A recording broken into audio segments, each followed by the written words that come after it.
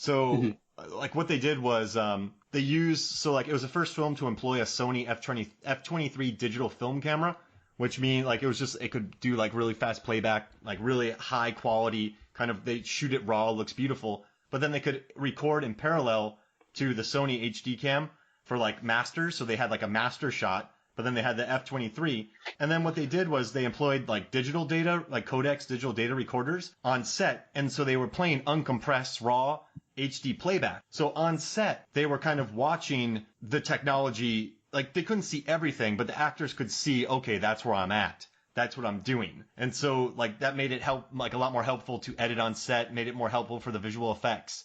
So yeah, they really kind of jumped forward the technology in this movie. And I know I just said a bunch of gobbledygook about, Sony F23 digital film cameras, but it's pretty cool that they're just on set shooting that. Like that's, I think, George Lucas would have been helped greatly by that, I think, on set, just to have that capability in the actors. And I think that performances show in this movie. I can't think of a loaded green screen movie where the acting, like this is one of the first. Okay, there were loaded blue screen, green screen movies before this, but I feel like the acting was at least natural in this environment, and I think that was because of the step up in visual effects on set. That was long-winded. No, I agree. I mean, I wounldn't call it natural, but like I said, it's easy to feel something from it, which is hard for most even good actors. I'll go to bat. I'll say, Hayden Christensen gets a lot of gruff for Attack of the Clones especially, but that stuff is hard when you don't have a whole lot to react to, or maybe some of the scenes he did have stuff to react to, but with especially the Sarandon and the John Goodman bits, all those emotional beats stick for me. Yeah, and they're just doing it in like a room of green, very little real. Yeah, I mean, I don't know. It's, I guess part of it is suspension of disbelief, right? But then I think to John's point, it's more about just accepting it at a certain point and then trying to sort of unearth what else is going on, because it's a lot. But I think that's also why you probably bring in Susan Sarandon and John Goodman, because they're just good actors all around, and I think they can pull it off. Yeah, you need an anchor for that. I read it with Roma, when they were making that movie Roma, like they shot it in sequence, and what happened was the actors were non-actors, and a lot of the sets they built, they spent a lot of money to make the tile feel real, to feel like they went on location and built sets. They didn't build all their sets in the studio because they knew that their actors, their non-actors, wouldn't give as good of a performance. So they built everything as lifelike as possible so that their non-actors could feel comfortable. But then they brought, like for this one, they brought in Sarandon and Goodman, who could, act anywhere. Like they could just pull it off because they're such pros. So I don't know. I dig both ways. I'm talking a lot tonight, guys. By the way, so you said they filmed in sequence. Yeah. And what does that mean? All right, so they shoot script. So sometimes like, all right, we're on a set, John. You write a script of 5 locations. We'll shoot in the first location first, then we'll go to the second. Like we'll shoot everything in the first location, right? And even though the scenes are throughout the movie. Page in the 1, first page location. 20, page 60. We'll shoot there. But in Roma, they had to build. So most sets, man, you're on sets, and they're cheapo debo sets. You shoot a scene, you plop them down, you move on to the next one because they're just not.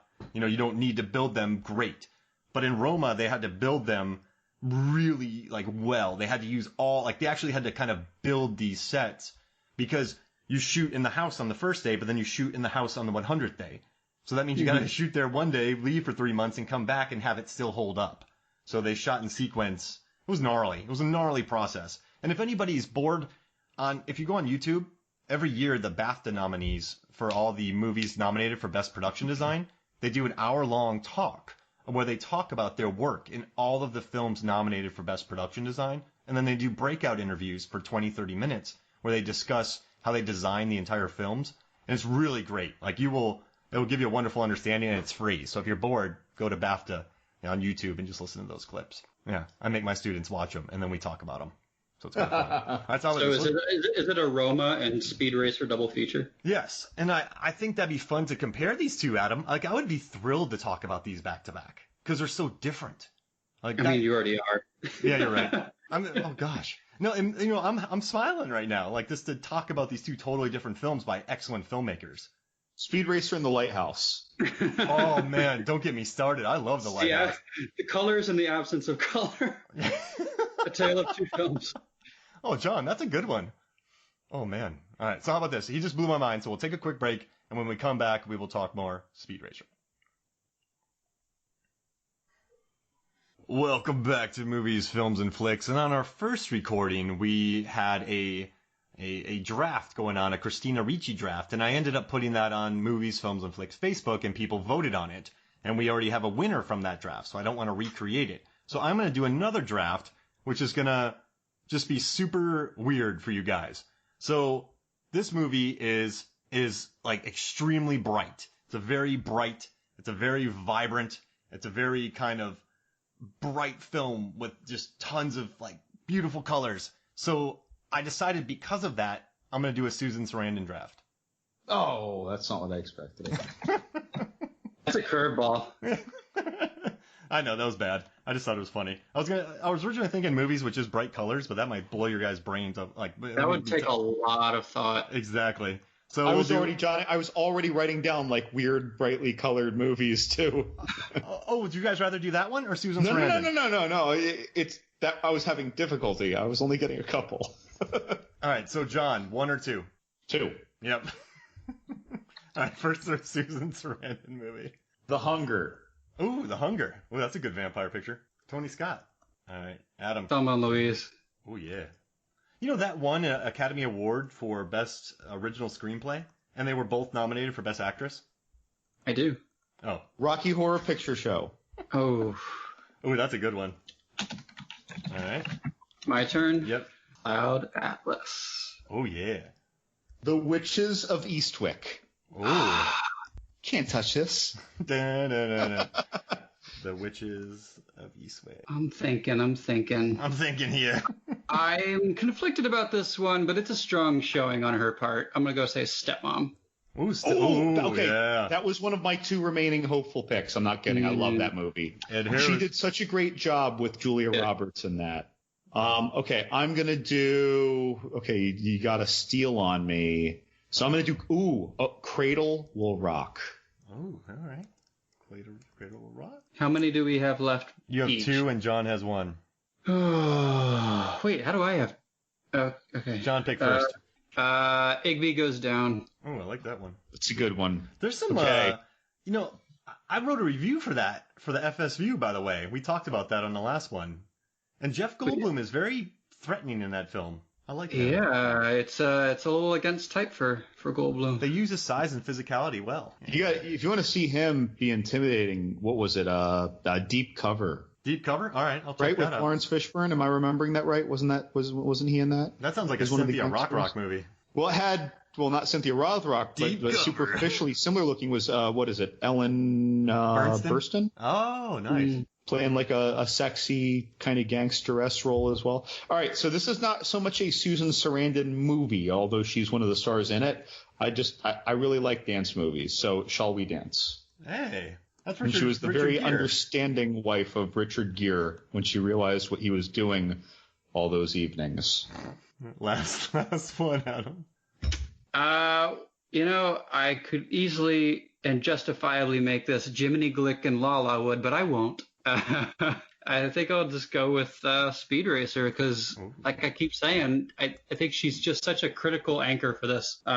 Without her, and especially with Goodman, I just don't know what this movie would look like. So what's interesting about our picks when because sometimes people will find themes in the draft choices. Oh, mine are obvious. But I mean, I have 3 horror movies. Yeah. Nice. If we're calling the Rocky Horror Picture Show a horror movie, but horror thematic things, 3. Right. And I have 2 where she plays a very, very distraught mother, and then 2 that are from the Wachowskis. So. Yeah, and I did want Stepmom. Stepmom would have been. I wanted Stepmom and Cradle Will Rock, so I settled for Shall We Dance because you got me on a steal. She has The Client. Then she did that Dead Man movie with Sean Penn. The Client. And then she's Bull Durham as well. Like that. No, The Client. That's what I should have gone The Client. I should have gone The Client instead of Shall We Dance. Wait a minute. Hold on. All right, what? I need to amend my. Okay, how about John? You each get to repick one. Okay, we get one amendment. All right, yes. John, what was your amendment? Well, my amendment had to do with what I called your steal, where so if you were willing to give up Stepmom, I would have had Stepmom and Cradle Will Rock. But then, and when I thought about the client, I'm like, shit, I should have had the client. So right. I guess, are you vying for the client? I can't tell you what I'm vying for yet. If you are not not vying for the client, I would go the client and Cradle Will Rock as my last two. If you are vying for the client, I would go for Stepmom and Cradle Will Rock instead. I'm not vying for them, so it's all yours. So the client, John? I would pick the client instead of Shall We Dance. Sounds good. All right. She was amazing in that. Yeah, she won an Oscar. I totally forgot about that one. You know what I totally forgot about? That I want to sub out for Speed Racer as much as I really wanted her down for that. You gonna upset me? I might. It's not a horror movie, is it? Dead Man Walking. Oh yeah. What a great pick. That's okay. We each got to pull one of the picks that we forgot. So I'm not upset. That's a great pick, dude. Some strong lineups. This is my favorite draft. This is my favorite draft I've ever done. I'm almost going to give you guys one more pick each just to see what you. I don't know if I could. I think don't you put that on me, Mark. Yeah. Don't you put that on me. My heart can only take so much. I'm a big man. This was the most fun I've ever had on a draft, and this is the first time I've ever allowed an amendment. So I think this is wonderful. Because most of the time it's you and your guests. Yeah. So it's like if you offer an amendment, it's probably because you want one. So you wouldn't really adjudicate that. Whereas now you are refereeing it, makes it more okay. It's only fair too because this is very off the cuff. Yeah, you're right. Oh, dude. In my head, I was pulling horror right out of the gates, and then it's like, what can I think of? All right, I'm throwing a curveball into this. You have to include one movie with very bright colors in it. What? For the Sarandon draft? Yeah, and I'll add it in the poll. That's subjective. All right, Cloud Atlas. Boom, done. Does Cradle Will Rock count? It's about theater. Fair enough. All right, we'll do that. We're gonna. Yeah. Yeah. All right. I don't even know how to pick a Susan Sarandon movie that has a lot of bright colors. I guess Thelma and Louise, right? When they're driving out at the end and the thing. On Magic Hour. All right. So we have Adam, Thelma and Louise, Cloud Atlas, Stepmom, Igby Goes Down, Dead Man Walking, John, The Hunger, Rocky Horror Picture Show, The Witches of Eastwick, Cradle Will Rock, and The Client. This is going to be good. Yeah. This is going to be. So go to Movies, Films, and Flicks Facebook, and the day. So if I'm putting this, whenever this comes out, this poll will be up the day after. So if you're listening to it the first day, come to Movies, Films, and Flicks Facebook, and I will run this poll, and you can vote. I enjoyed this. I feel good, guys. I got to tell you, a lot of times, when I hear a draft being drafted, right away, I've got a good feeling, of who's going to win, whether or not I was picking them or not. I got to go. Whereas this one, I feel like this is Joel Edgerton against Tom Hardy. At the end of Warrior. Yeah. Why can't I think of his name right now? Against Tom Hardy. Tom Hardy, yeah. This is like the two brothers, and you follow both their stories. You're with them. They're both struggling, and you want each of them to win, and you don't know who the hell's going to come out of this. The real Sophie's Choice. This is tough. Kramer versus Kramer. Tommy Harden's choice. Another thing is I like about this movie, and we haven't. I know I've talked about all the colors. We talked about the brightness, but this is the type of movie where if there's three vases in the background, one of them's red, one of them is blue, and one of them's orange. I mean, it's just you can't have three things next to each other like that, and it kind of got me paying attention to that, to the production design, and I really dug that about it, and I like that. The family had their core colors, but when Royalton came in, he was in purple, and the shots became more. What's up? How many candelabras did they have? Oh, brother. So, did you just listen to that one on Ready or Not?